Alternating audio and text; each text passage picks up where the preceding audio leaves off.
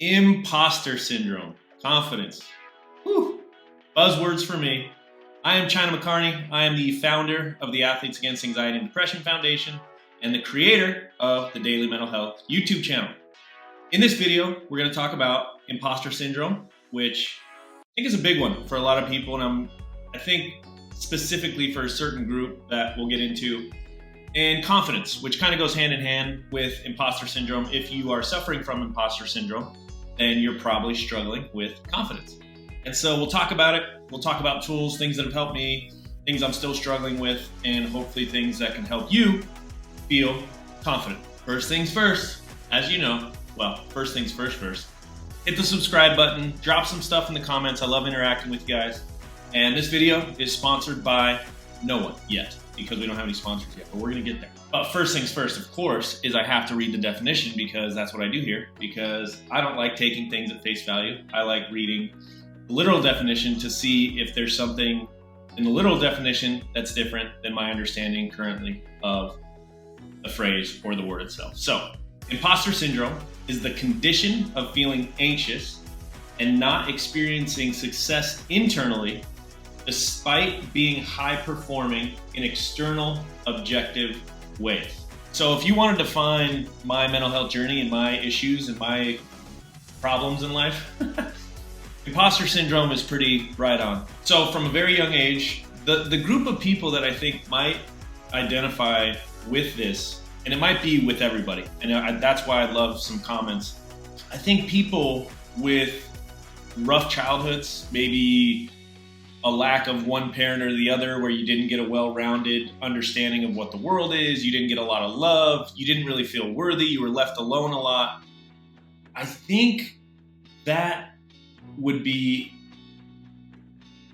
a very easy conclusion to draw, the correlation between not feeling worthy as a child and then as you start to grow up and achieve success, still not knowing if you're worthy, right? I think we can accept that. Imposter syndrome for me, so I came from baseball, and I came from a town with 6,000 people in it. I graduated with 62 people. As I started getting into high school and there were scouts attention and my dad started getting me to go to these big showcases all over the country, I felt as out of place as you could possibly feel. It was bizarre because I was very good.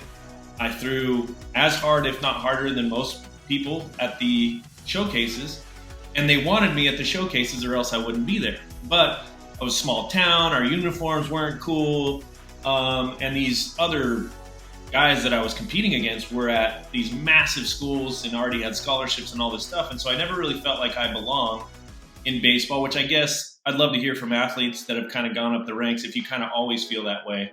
Like everyday real world life, this still is an issue for me.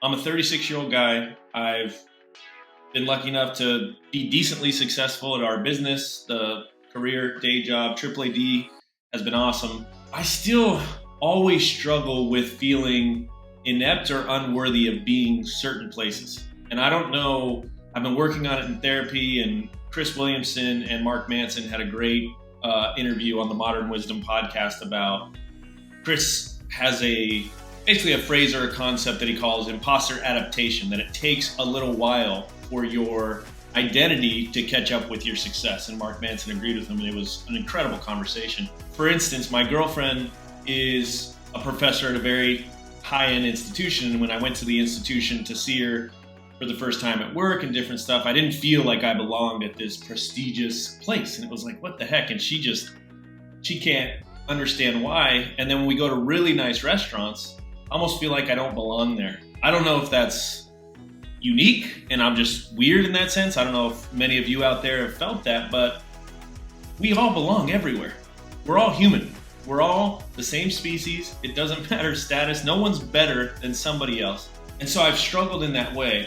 And where I've started to make the transition and trying to develop confidence is on another Modern Wisdom episode. As you can tell, I'm a big fan. I love the conversations on there. David Goggins and Chris Williams were talking, and they referenced an Alex Hormozi tweet. Quote and tweet in one word is a tweet. But Alex Hormozi, they were talking about affirmations, and I actually am a believer in mantras. And like Tony Robbins says, you just keep repeating, until you start until you start to slowly believe it. More than the mantras and the affirmations and that stuff is, if you have an unbelievable stack of undeniable proof that you are capable and you are worthy and you are this, then it's almost a form of self-delusion if you have ability and no confidence, right? Because you should have confidence if you've proven to yourself that you can live day by day. Just for being alive, you've proven that you can live, right?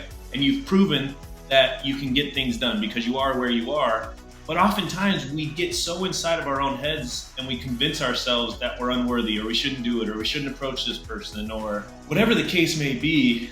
And I really wanted to dive into that because I think that holds so many people back from trying, like, oh, nobody will want to, buy from my business, or nobody will want to do this.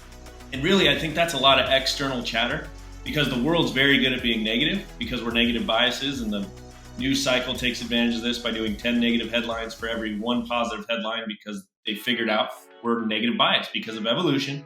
We had to be scared of things because there were literal tigers trying to come and eat us.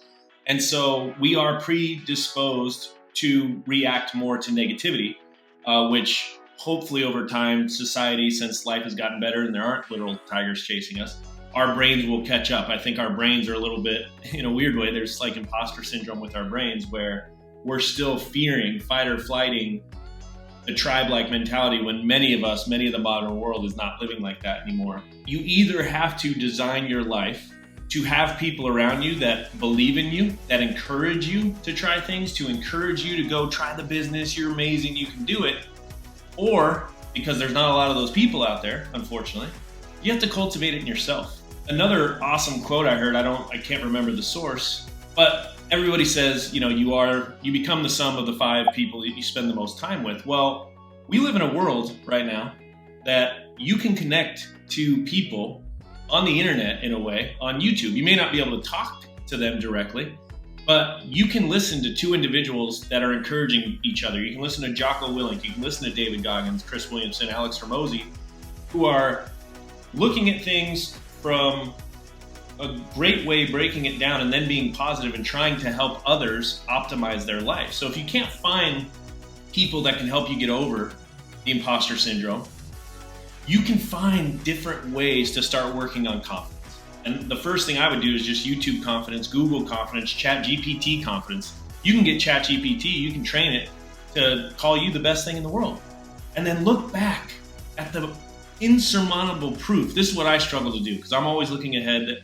I just did another video on mental health as a journey, not a destination, and had this revelation of I'm always reaching for the next goal, thinking that some external goal is going to validate me from within and give me the confidence to not have imposter syndrome anymore. And it was like, whoa, that is an unwinnable journey. And so it's cool. So by reflecting, we did another video on intention and reflection. By reflecting, it made me realize I got to work from the inside out on my confidence and realize that I am worthy, just like you are worthy. Let's look back at how many days we've gotten through. Just surviving, success. Just surviving, success. Then how many days did you brush your teeth? Like if you think you don't have success and you don't think you're capable, start as small as possible. How many times have you made your bed? How many times have you done your laundry, right? And then I'm betting you, most of us have things you look back like, damn, I graduated college. I got a postgraduate certification in sports psychology and fitness. I did get drafted twice to play professional baseball. I have helped people with AAAD. I created AAA. Like, there is a stack of proof if you look for it. We just have to use our brains to look for it. So that's my challenge to you at the end of this video is look at the undeniable proof that you are worthy, you are enough, you are love, you are incredible. We are all freaking miracles. And try to draw on that every day with intention, like we talked about in the other video, to start your day, be intentional with yourself. Like before you leave the house, I'm freaking worthy. I'm confident. It will start to take place. I'm working on it right now too. We're never going to be perfect, but that's the beauty of the journey. Be the change you wish to see in your life. If you're enjoying the content, hit the subscribe button, hit the alerts, all that good stuff. Follow AAAD Foundation on all social media platforms, at China McCarney on social media. Reach out to me if you need help. We can get you free therapy and other resources at the AAAD Foundation. And then just be the light in your community. In a dark, dark world, it's not that dark. It's just we're fed the darkness because that's what sells and that's what gets advertising dollars. But if you look for the light, your brain will start to see the positive in the world, and you can create it. One of my favorite things is just seeing how many people I can make laugh, like at a subway or in an elevator, just breaking that tension and autopilot that most of us are in. But thank you all for the support. I hope that helps. I know I went into a little bit of my imposter syndrome, how I'm trying to work on confidence. And if you can't find it in your life, find it on the internet. Find stuff that motivates you and makes you feel good from the inside out, because that's how we're going to change the world. Be the change. Appreciate all of you. See ya.